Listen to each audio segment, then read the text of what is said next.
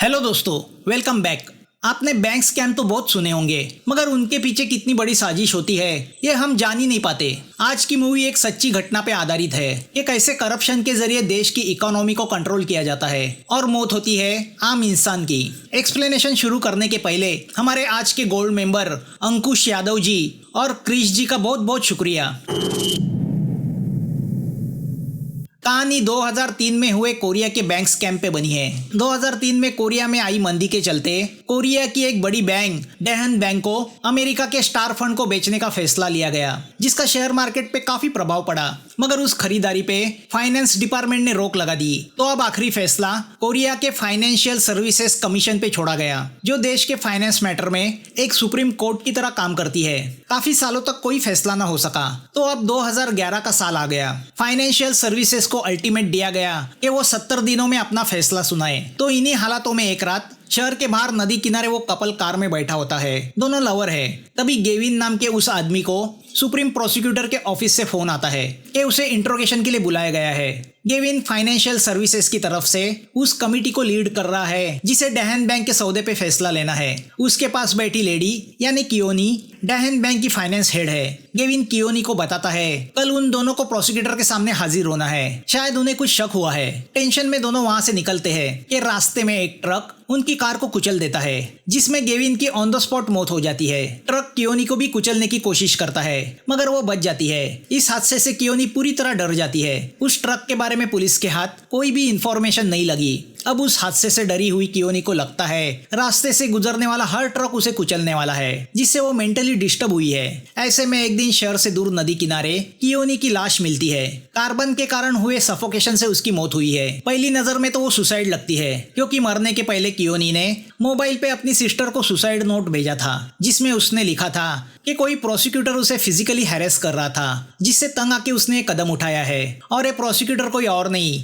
बल्कि जिनवू है। जिनवू का नाम अभी मीडिया के सामने रिवील नहीं किया गया। जिनवू को उसके कलीग से पता चलता है जिस प्रोसिक्यूटर पे दुराचार का इल्जाम रखा गया है वो प्रोसिक्यूटर वो खुद है। ये सुन के जिनवू शॉक होता है। कियोनी के फोटो से जिनवू को याद आता है कि यह औरत 2 हफ्ते पहले उसके ऑफिस में अरेस्ट करके लाई गई थी, जिसपे रैश ड्राइविंग का इल्जाम रखा गया था। वह औरत यानी कियोनी चाहती थी कि उसे पुलिस कस्टडी में रखा जाए, मगर जिनवू ने इस बात के लिए साफ इनकार किया था। रैश ड्राइविंग के लिए फाइन मारा जाता है, जेल नहीं भेजा जाता। जिनवू के असिस्टेंट मिलोन ने उसे समझाया कि वो फाइन भरे और चली जाए, मगर कियोनी किसी चीज को लेके बहुत डरी हुई थी। जिनवू के सब कलीग जानते हैं कि वो ऐसा कुछ कर नहीं सकता, मगर मरता हुआ आदमी झूठ तो नहीं बोलता। जिनवू चाहता है कि कियोनी की ऑटोप्सी की जाए तो सच बाहर आएगा, मगर कियोनी के फैमिली ने उसका दहन करके बड़ी जल्दी में उसका अंतिम संस्कार किया है। तो अब डिपार्टमेंट जिनवू को 1 महीने के लिए सस्पेंड करता है, मगर जिनवू इस बात से गुस्सा हुआ है कि बिना किसी कसूर के उसके चरित्र पे काला धब्बा लग गया है। तो वो अपने तरीके से इस केस की तहकीकात करने का फैसला करता है। इसमें उसके कलीग पांजो और मिलोन उसे साथ देने को तैयार होते हैं। अब हमारे सामने नारी आती है जो एक रेप्यूटेड लॉयर है और डेहन बैंक की तरफ से अमेरिका के स्टार फंड के साथ किए गए सौदे को हैंडल कर रही है। वो स्टार फंड के डायरेक्टर्स को विश्वास दिलाती है कि फैसला उनके फेवर में होगा। यहाँ जिनवू कियोनी की केस की तहकीकात में लगा होता है कि एक रात कियोनी की सिस्टर आके उससे कहती है उसे शक है कि कियोनी ने मरने से पहले जो मैसेज उसे किया था वो कियोनी ने नहीं किसी और ने उसके मोबाइल से किया था, क्योंकि कियोनी अपने मैसेज में कभी फुल स्टॉप का इस्तेमाल नहीं करती थी जो उसे भेजे गए मैसेज में है। और जब से कियोनी को इंट्रोगेशन के लिए सुप्रीम प्रोसिक्यूटर के ऑफिस में बुलाया गया था तब से वो नर्वस थी। तो अब जिनवू अपने सीनियर ऑफिसर मिल्टन से मिलता है। मिल्टन बताता है कि डेहन बैंक को काफी सस्ते में स्टार फंड को बेचा गया था। बैंक की असली कीमत 70 ट्रिलियन वोन थी, मगर उसे 1.7 ट्रिलियन में बेचा गया। और इतनी कम कीमत पे बेचने का फैसला उस फैक्ट्स के आधार पे किया गया था जो कियोनी ने फाइनेंशियल सर्विसेज के ऑफिसर गेविन को भेजा था। उस फैक्ट्स में कियोनी ने बैंक का BIS रेशियो भेजा था। BIS रेशियो यानी बैंक की फाइनेंशियल स्टेबिलिटी, जिससे ये पता चलता है कि बैंक कितना लॉस उठा सकती है। कियोनी ने उसमें हेरफार किया था। BIS रेशियो से कैपिटल एडिक्वेंसी रेशियो निकाला जाता है, जिसमें बैंक की लायबिलिटी और कैपिटल को दर्शाया जाता है, जिससे बैंक की इंटरनेशनल मार्केट वैल्यू क्या है ये पता चलता है। कियोनी ने मैनिपुलेशन करके ऐसी रिपोर्ट भेजी जिससे ऐसा लगे कि बैंक की कंडीशन बहुत ही खराब है। इसी रिपोर्ट को नजर में रख के डेहन बैंक को इतनी कम कीमत पे बेचा गया। रिपोर्ट भेजने वाली कियोनी और रिपोर्ट कलेक्ट करने वाला गेविन दोनों की संदिग्ध हालत में मौत हुई है। स्टार फंड ने डेहन बैंक को कम दामों में टेक ओवर किया। अब उसी बैंक को वो बड़े दामों पे बेचने जा रहे हैं। प्रोसिक्यूशन ऑफिस इसकी तहकीकात कर रहा था, मगर जिनवू पे दुराचार का इल्जाम लगा के इस तहकीकात को रोका गया। जिनवू चीफ प्रोसिक्यूटर शेमॉन से मिलता है और उसे तहकीकात जारी रखने की रिक्वेस्ट करता है, मगर शेमॉन उसे नजरअंदाज करता है। अब जिनवू उस ट्रक की छानबीन करता है तो पता चलता है एक्सीडेंट के 2 दिन पहले वो ट्रक चोरी हुआ था। प्रोसिक्यूटर जनरल ने ये फैसला किया है कि वो इस बैंक स्कैम का पर्दाफाश करके रहेगा, तो वो मीटिंग बुलाता है। डैन बैंक का सौदा स्टार फंड के कोरियन चेयरमैन जोंग के जरिए किया गया था, जो अब वांटेड है। इस स्कैम की तहकीकात को शेमॉन ने रोक दिया है। शेमॉन जनरल से कहता है कि उसे वैसा करने के लिए प्रेसिडेंट के सेक्रेटरी किम ने कहा था। जनरल जानता है इस सौदे के जरिए बहुत बड़ा करप्शन किया जा रहा है, तो वो अपनी जिम्मेदारी पे तहकीकात जारी रखने का ऑर्डर देता है। तभी हमें पता चलता है कि ये नारी भूतपूर्व प्रेसिडेंट नोहारा की बेटी है। नोहारा नारी से कहता है उनका फैमिली फ्रेंड डॉक्टर गोंग, जो भूतपूर्व प्राइम मिनिस्टर रह चुका है, वो नारी को बड़ी पोस्ट देना चाहता है। डॉक्टर गोंग नारी से कहता है कि अगर गवर्नमेंट ने स्टार फंड पे दंडात्मक कार्रवाई की तो बैंक के साथ देश को उसके परिणाम भुगतने पड़ेंगे। नारी, जो डैन बैंक की लॉयर है, उसके हिसाब से बैंक को इस तरह बेचने का फैसला गलत था। गोंग कहता है कि पब्लिक को तो हैंडल किया जा सकता है, मगर बैंक के लेबर यूनियन को हैंडल करना मुश्किल है, जो बैंक के सामने स्ट्राइक कर रहे हैं, जिनका लॉयर है मैक, जो स्टार फंड पे कार्रवाई चाहता है। और ये मैक किसी जमाने में नारी का दोस्त रह चुका है, तो गोंग चाहता है कि नारी मैक से बात करे। या जिनवू भी मैक को मिलने जाता है, क्योंकि मैक उसका कॉलेज फ्रेंड रह चुका है। मैक बताता है कि कियोनी ने पैसे के लालच में आके फाइनेंशियल सर्विसेज के मैनेजर गेविन को बैंक के बैड कंडीशन की फेक रिपोर्ट भेजी। उसके सीनियर ने उसे अप्रूव किया और रिपोर्ट अप्रूव करते ही दोनों सीनियर हायर पोस्ट पे प्रमोटेड हुए। डेप्यूटी सीनियर बन गया तो सीनियर गवर्नर। तभी मैक से मिलने नारी आती है। नारी डायन बैंक के लिए स्टार फंड के फेवर में काम कर रही है, तो मैक उनके खिलाफ है। मैक नारी से कहता है तुम्हारी वजह से काफी लोगों की नौकरी जाने वाली है। स्टार फंड सस्ते में बैंक खरीद के उसे बड़ी कीमत पे किसी और को बेचेगा। नारी कहती है प्रॉफिट बनाना कोई जुर्म तो नहीं, और बैंक को खरीदने का परमिशन तो फाइनेंशियल सर्विसेज से मिला है। मैक कहता है और वो परमिशन किस तरीके से मिल सकती है, इसके पेतरे तुमने ही बैंक को दिए होंगे।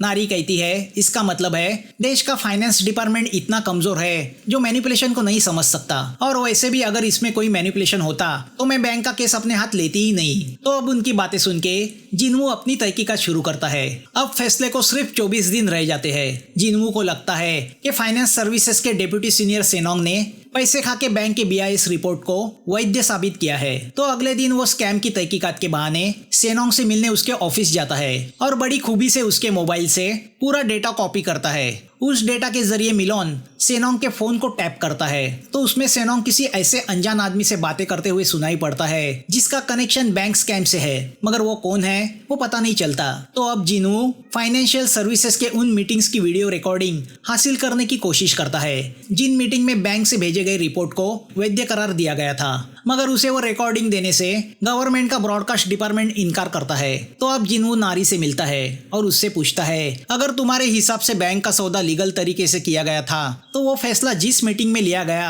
उसका वीडियो रिकॉर्डिंग क्यों छुपाया जा रहा है, क्योंकि इस रिपोर्ट को बैंक की तरफ से भेजने वाली कियोनी और फाइनेंशियल सर्विसेज की तरफ से रिसीव करने वाला गेविन, इन दोनों का मर्डर किया गया है। तो वो नारी से रिक्वेस्ट करता है कि वो रिकॉर्डिंग उसे दे दे, मगर नारी इंटरेस्ट नहीं दिखाती। जिनवू की बातों से नारी को लगने लगा है कि डैन बैंक के सौदे के पीछे कुछ तो गड़बड़ की गई है। तो अब वो सीधा गोंग से मिलती है, जो उस वक्त यानी 2003 में प्राइम मिनिस्टर था। वो उससे पूछती है कि क्या उसने उस वक्त हुई फाइनेंशियल सर्विसेज की मीटिंग की वीडियो फुटेज देखी थी जिसमें बैंक को बेचने के लिए ग्रीन सिग्नल दिया गया था। गोंग कहता है हाँ, मगर उसमें ऐसा कुछ खास नहीं था। नारी कहती है वो उन वीडियोस को देखना चाहती है क्योंकि नारी ने 2011 में बैंक की केस को हाथ में लिया है। यहाँ शेमॉन जिनवू से कहता है कि तुम तो बिना वारंट फाइनेंशियल सर्विसेज के डेप्यूटी से तहकीकात करने पहुंचे, जानते हो उसकी पहुंच कहाँ तक है? जिनवू कहता है मुझ पर बिना वजह काला धब्बा लगाया गया, 2 लोगों की हत्याएं हुई और इसका कनेक्शन उन रिपोर्ट से है जिन्हें उस डेप्यूटी ने पास किया है।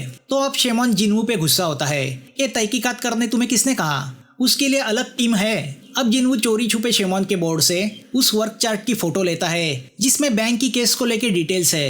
यहाँ बैंक स्ट्राइक पे बैठे एक एम्प्लॉय की तबीयत अचानक बिगड़ जाती है तो उसे हॉस्पिटल एडमिट किया जाता है। मैक जिनू से कहता है 20 दिन में फाइनेंशियल सर्विसेज को ये फैसला करना है कि बैंक को बेचने का अधिकार स्टार फंड को है या नहीं, मगर सुप्रीम प्रोसिक्यूटर ने तहकीकात के लिए मोहलत मांगी है जो 20 दिन में खत्म हो जाएगी। एक केस जो लॉ फर्म डायन बैंक की तरफ से हैंडल कर रही है, उनकी आज पार्टी है जिसका इनविटेशन उन्होंने मुझे भेजा है। तो अब जिनू उस इनविटेशन को चुरा के रात को पार्टी की जगह पहुंच जाता है, मगर उसे गेट पे रोका जाता है तो नारी उसे अंदर एंट्री दिलवाती है। पार्टी में पॉलिटिक्स के कुछ बड़े नेता वहां जमा हुए हैं, जिसमें एक्स प्राइम मिनिस्टर गोंग, मंत्रियों का big shot lawyer Kang, ex finance minister Cholmin, president secretary Kim, financial services का गवर्नर टेंगो, ये सब वहां जमा हुए हैं। जिनू नारी से कहता है मेरा इनर सेंस कहता है इन्हीं में से कोई है जो बैंक स्कैम का कल्प्रिट है। तो अब जिनू बेधड़क अपने मोबाइल का रिकॉर्डर ऑन करके उन बड़े लोगों से मिलता है तो जिनू को पार्टी से निकाला जाता है। नारी जिनू को एक पेन ड्राइव देते हुए कहती है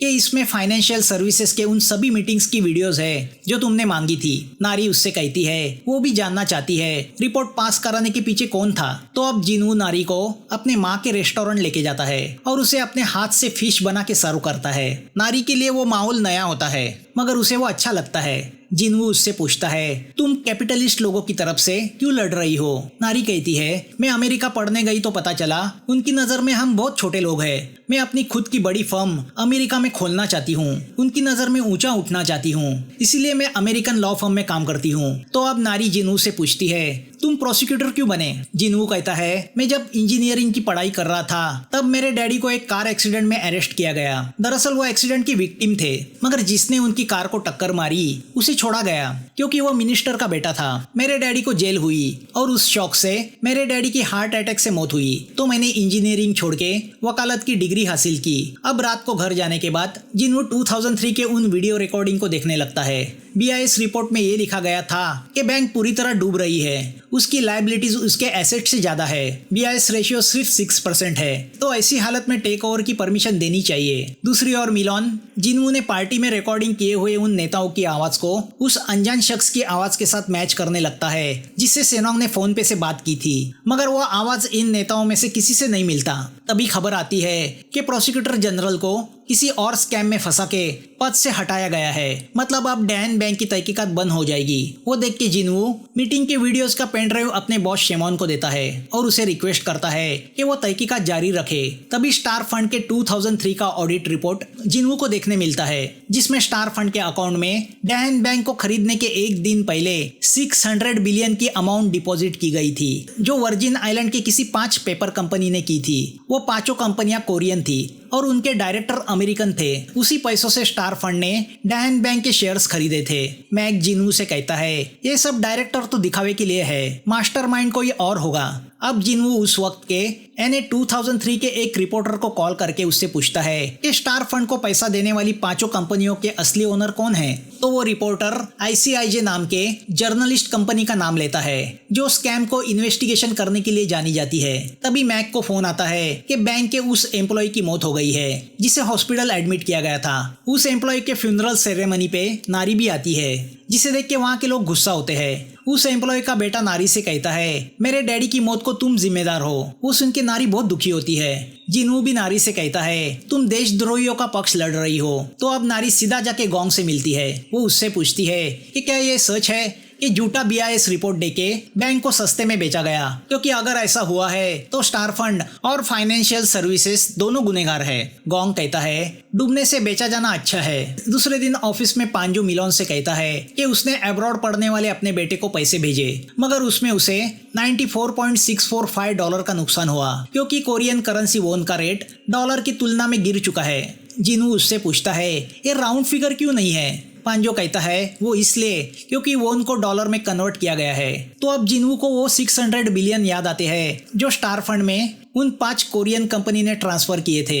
उनकी अमाउंट भी राउंडेड ऑफ नहीं थी, मतलब उन पैसों को कोरियन वोन डॉलर में कन्वर्ट करके डिपॉजिट किया गया था। तो अब जिनू बड़ी अक्लमंदी से मिल्टन के ड्रॉवर से उन ऑडिट रिपोर्ट्स को चुराता है। जिनू मिलोन से कहता है कि खरीदारी के एक दिन पहले स्टार फंड के अकाउंट में जो 600 बिलियन आए थे वो कोरिया से आए थे। अब वो उन अमाउंट को डॉलर में कन्वर्ट करते हैं तो वो 20 बिलियन, 50 बिलियन, 60 बिलियन ऐसी राउंड फिगर में आती है। जिनू कहता है इसका मतलब है कोरिया के ही किसी आदमी ने इन 5 कंपनियों के जरिए स्टार फंड में पैसे डाले और स्टार फंड ने उन पैसों के जरिए डैन बैंक को सस्ते दामों में खरीदा। मतलब असलियत में डैन बैंक को किसी अमेरिकन कंपनी ने नहीं, कोरिया के ही किसी आदमी ने खरीदा है। स्टार फंड तो बीच वाला एजेंट है जो कमीशन लेके ये काम कर रहा होगा। असली कल्प्रिट तो कोरिया का ही कोई आदमी है और शायद उसी ने 70 ट्रिलियन की बैंक को फेक BIS रिपोर्ट के जरिए 160 बिलियन की दिखा के खरीदा। उस आदमी ने 5 फेक कंपनियां टैक्स फ्री वर्जिन आइलैंड में बनाई। उसमें ये $1 बिलियन इन्वेस्ट किए गए और वहां से उन पैसों को स्टार फंड में डिपॉजिट किया गया। मगर अब उस आदमी की आइडेंटिटी ढूंढे तो कैसे? जिनवू के पास उसका भी तोड़ है। अब वो एक रिपोर्टर के जरिए ICIJ के अकाउंट में लॉगिन करते हैं जिन्होंने 2003 में उन 5 कोरियन कंपनी को इन्वेस्टिगेट किया था। तो अब कुछ कोरियन नाम और एड्रेसेस उनके सामने आते हैं जो उन 5 कोरियन कंपनी के असली ओनर है। जिन्हों के समझ में नहीं आता ये अननोन कोरियन इतने $1 बिलियन किसी बैंक को खरीदने के लिए कैसे लगा सकते हैं, क्योंकि ऐसे सौदे तो देश के जाने माने अमीर बिजनेसमैन ही करते हैं और ये लोग गांव के छोटे घर में क्यों रहते हैं। तो अब जिन्हों इन लोगों की लिस्ट नारी को भेजता है। वो नारी से कहता है कि इन कोरियन ने लॉन्ड्रिंग के जरिए वर्जिन आइलैंड की अपनी कंपनी में $1 बिलियन डिपॉजिट किए जिन्हें डैन बैंक को खरीदने के लिए इस्तेमाल किया गया। अब जिन्वू मिलोन के साथ उनमें से एक एड्रेस पे पहुंच जाता है। वहाँ कोई और नहीं बल्कि फाइनेंशियल सर्विसेज का डेप्यूटी सेसोंग रहता होता है। जिन्वू उससे कहता है इस बंगले के ओनर चोई ने बैंक को खरीदने के लिए $1 बिलियन लॉन्ड्रिंग किए। तुम उसके घर रहते हो और तुम्हें उसके बारे में कुछ पता नहीं। तो अब वो सेसोंग को अरेस्ट करता है, मगर रास्ते में एक ट्रक उनकी कार को खाई में धकेल देता है। बड़ी किस्मत से तीनों बच जाते हैं। यहाँ नारी गोंग से कहती है कि किसी कोरियन ने ही अपने पैसे स्टार फंड के जरिए घुमा के अपने ही देश की बड़ी बैंक को कौड़ी का साबित करके उसे सस्ते दामों में खरीदा और ये सब तुम जरूर जानते होंगे। तो ऑनेस्टली मुझे सच्चाई बताओ। गोंग कहता है कोरिया और अमेरिका का पॉलिटिक्स इससे जुड़ा हुआ है, वक्त आने पर हम बात करेंगे। तो यहाँ जिन्वू सेसोंग को अपने ऑफिस लाके उसे इंट्रोगेट करने लगता है। वो उसके बॉस का नाम जानना चाहता है जो इस पूरे स्कैम का मास्टरमाइंड है। तभी वहाँ पे जिन्वू का बॉस मिल्टन आके सेसोंग को अपनी कस्टडी में लेता है। पांजो जिन्वू से कहता है वो चोई कोरिया छोड़ के भाग गया है, अब एक एक करके सब भाग जाएंगे। पांजो बताता है कि ये चोई तो मिलिट्री में छोटा सोल्जर था जिसके नाम पे क्रिमिनल रिकॉर्ड भी है, वो इतने $1 बिलियन कैसे इन्वेस्ट कर सकता है। जिन्वू समझ जाता है कोई तो मास्टरमाइंड है जो इन लोगों के नाम इस्तेमाल करता था। तो बाकी के 4 ओनर्स की आइडेंटिटी भी चेक करने का फैसला करता है। तभी जिन्वू को एक कॉल आता है तो जिन्वू बुलाई गई जगह पे पहुंचता है। वो शख्स कोई और नहीं बल्कि बिग शॉट लॉयर कांग होता है। कांग जिन्वू को महंगी वाली शराब पिलाता है और उसे उनके साथ शामिल होने के लिए $2 बिलियन ऑफर करता है। जिन्वू को बस डैन बैंक केस से दूर रहना है। कांग उसे प्रोसिक्यूशन ऑफिस में बड़ी पोस्ट भी ऑफर करता है। कांग जिन्वू से कहता है कि अगर तुम मान जाओ तो हम तुम्हारे दोस्त मैक को भी जेल में सड़ने से बचा सकते हैं। रात को जिन्वू मैक के साथ शराब पीने बैठता है और उसे सब बात बताता है। दोनों समझ जाते हैं डैन बैंक के स्कैम के पीछे कोई बिग शॉट पॉलिटिशियन है। मैक जिन्वू से कहता है वो लोग मुझे टैक्स के चक्कर में फंसा के जेल भेजने की तैयारी में है। जिन्वू सोच में पड़ जाता है कि क्या उसे इन बड़े लोगों से फाइट करनी चाहिए या पैसा लेके चुपचाप बैठना चाहिए। मगर ऐसा किया तो अपने मरहूम डैडी के साथ वो नाइंसाफी होगी जो अमीरों के शिकार हुए थे। वो अपना रेजिग्नेशन लेटर फाड़ के देश के गद्दारों से फाइट करने का फैसला करता है। अब वो उन कोरियन कंपनी के बचे हुए बाकी 4 डायरेक्टर के एड्रेस पे तहकीकात करता है। वो सब गरीब लोग होते हैं। जिन्वू उन लोगों की फैमिली लिस्ट निकालता है तो पता चलता है वो उन पॉलिटिशियन के रिश्तेदार है जो गोंग ग्रुप के है। मतलब अपने ही रिश्तेदारों का नाम इस्तेमाल करके ये पॉलिटिशियंस उन 5 कंपनियों के हिडन डायरेक्टर बने हुए थे। तो चोई गोंग की वाइफ का भाई निकलता है। जिन्वू शेमोन को बताता है कि सेसोंग जिस बंगलों में रहता था उसका असली ओनर चोई था जो एक्स प्राइम मिनिस्टर गोंग के वाइफ का भाई है। सीधी भाषा में गोंग उस बंगलों का ओनर है। उसने अपने साले का नाम बोरो करके वर्जिन आइलैंड में कंपनी फॉर्म की जिससे $1 बिलियन घुमा के उसने डैन बैंक खरीदी। उसने BIS रिपोर्ट में मैनिपुलेशन किया ताकि सस्ते दामों में वो बैंक को खरीद सके। तभी खबर आती है कि प्रोसिक्यूटर जनरल ने अपना रेजिग्नेशन दिया है तो अब डैन बैंक की तहकीकात को बंद किया जाएगा। वो देख के अब शेमोन गोंग को अरेस्ट करने का ऑर्डर देता है। फाइनेंशियल सर्विसेज के फैसले को अब एक ही दिन बाकी रह गया है। गोंग के घर में सभी नेताओं की मीटिंग चल रही है जिन्होंने अपने रिश्तेदारों के नाम का सहारा लेके डैन बैंक पे कब्जा किया था जिसे वो फैसले के बाद $1 ट्रिलियन में बेचने वाले थे। जिन्वू नारी को कॉल करके बताता है कि गोंग और वो बाकी नेता डैन बैंक के असली खरीदार है। अपने रिश्तेदारों की फेक आइडेंटिटी इस्तेमाल करके उन्होंने स्कैम किया है। ये सभी नेता मैनिपुलेशन करके कोरिया की इकोनॉमी को कंट्रोल करने के सपने देख रहे हैं। तभी नारी वहां पहुंचती है। वो गोंग से कहती है कि वो जान चुकी है डैन बैंक को खरीदने में उसका पैसा लगा है। गोंग सफाई देता है कि अगर मैं नहीं खरीदता तो कोई अमेरिकन कंपनी उसका फायदा उठाती। तो अब नारी बैंक के लॉयर पद से रिजाइन करती है। गोंग कहता है तुम नहीं जानती मगर तुम भी हम में शामिल हो। फाइनेंशियल सर्विसेज के कमिश्नर की पोस्ट मैं तुम्हें देता हूँ। तभी जिन्हू वहाँ आके गोंग और बाकी नेताओं को फॉरेन एक्सचेंज कायदे का उल्लंघन करने के और बैंक रिपोर्ट्स में मैनिपुलेशन करने के जुर्म में अरेस्ट करता है। जाते हुए गोंग नारी से कहता है कि वो एक बार अपने फादर से बात करे। ऑफिस पहुंचते ही शेमोन गोंग को इंट्रोगेट करता है। वो गोंग से कहता है तुम्हारी वजह से प्रोसिक्यूशन डिपार्टमेंट को बहुत नुकसान हुआ। गोंग शेमोन से कहता है डैन बैंक का मैटर अमेरिकन पॉलिटिक्स से जुड़ा है, तुम उनके खिलाफ लड़ नहीं सकते। शेमोन गोंग से कहता है वो ये मैटर संभालेगा अगर उसे प्रोसिक्यूटर जनरल का पद दिया जाए जो लॉ डिपार्टमेंट का सर्वोच्च पद होता है। गोंग उससे सौदा करता है, उसके बदले तुम स्टार फंड की केस को दबा दो। शेमोन तैयार होता है। रात को नारी अपने फादर नोहारा से बात करती है। वो नारी से कहता है कि उसे गोंग की बात मान लेनी चाहिए, उसी में सबकी भलाई है। यहाँ जिन्हू स्कैम के रिलेटेड सभी पेपर्स नारी को देता है जो गोंग और उन बाकी फ्रॉड नेताओं के खिलाफ सबूत है। नारी जिन्हू को प्रॉमिस करती है कि कल स्टार फंड के खिलाफ दंडात्मक कार्रवाई का आदेश दिया जाएगा, बैंक की बिक्री पे रोक लगाई जाएगी। दूसरे दिन नारी फाइनेंशियल सर्विसेज के ऑफिस पहुंचती है। बाहर बैंक के एम्प्लॉय की नारेबाजी चल रही है, मीडिया भी वहां है कि तभी खबर आती है कि प्रोसिक्यूशन डिपार्टमेंट ने सभी नेताओं को क्लीन चिट दी है। जिन्हू जवाब मांगने शेमोन के पास जाता है तो उल्टा शेमोन जिन्हू से कहता है तुम्हें इल्लीगल जासूसी करने के जुर्म में जॉब से निकाला गया है, जिससे जिन्हू बहुत गुस्सा होता है। तो अब जिन्हू उसे धमकी देता है कि वो मीडिया के सामने सब सबूत एक्सपोज करेगा। जिन्हू को अरेस्ट किया जाता है, उसके ऑफिस की तलाशी ली जाती है तो जिन्हू के इशारे पे पांजो सबूतों वाली बैग लेके भाग जाता है। यहाँ फाइनेंशियल सर्विसेज के ऑफिस में मीटिंग शुरू होती है। कमिश्नर होने के नाते नारी को आखिरी फैसला करना है कि स्टार फंड के खिलाफ दंडात्मक कार्रवाई की जाए या नहीं। नारी बैंक स्कैम के सबूत एक्सपोज करने जाती ही है कि तभी उसे उसके डैडी नोआरा का मैसेज आता है कि बैंक को खरीदने में जो पैसा लगा है वो पैसा हमारा है, गोंग का नहीं।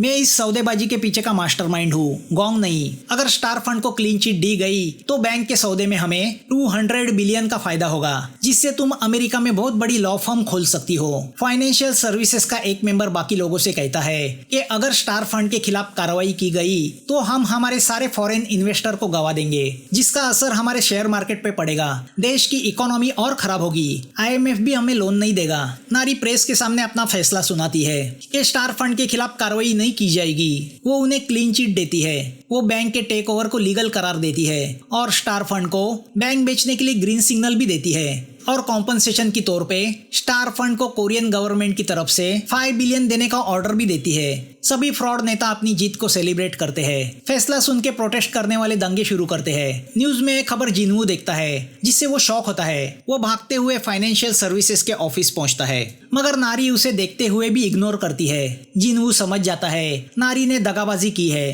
तो अब जिन्हू बैंक की सौदेबाजी को लेके उसने जो सबूत जमा किए थे वो पब्लिक के सामने एक्सपोज करता है। वो पब्लिक से वादा करता है कि वो सभी करप्ट लोगों को एक्सपोज करके रहेगा, इस कॉन्स्पिरेसी को दुनिया के सामने बेनकाब करेगा। वो ये भी कहता है चीफ प्रोसिक्यूटर शेमोन इन करप्ट नेताओं से मिला हुआ है। तो अब जिन्हू को अरेस्ट किया जाता है मगर करप्शन को लेके पब्लिक भड़क चुकी है। जिन्हू को इस बात की खुशी होती है कि उसने अपने डैडी के प्रति ईमानदारी निभाई, अन्याय के खिलाफ आवाज उठाया। वो सभी करप्ट नेताओं के नाम पब्लिक के सामने एक्सपोज करता है। नारी निशब्द होकर देखती रह जाती है। आगे 2012 में स्टार फंड ने डैन बैंक को बेच दिया। इतना ही नहीं, उन्होंने कोरियन गवर्नमेंट पे 5 ट्रिलियन के कॉम्पनसेशन की केस फाइल की। तो अगर गवर्नमेंट केस हार जाती है तो गवर्नमेंट को इतना पैसा भरने के लिए टैक्स बढ़ाने पड़ेंगे, जिसका बोझ आखिर आम पब्लिक पे ही पड़ने वाला है। उन करप्ट नेताओं में से किसी की भी गिरफ्तारी नहीं होती।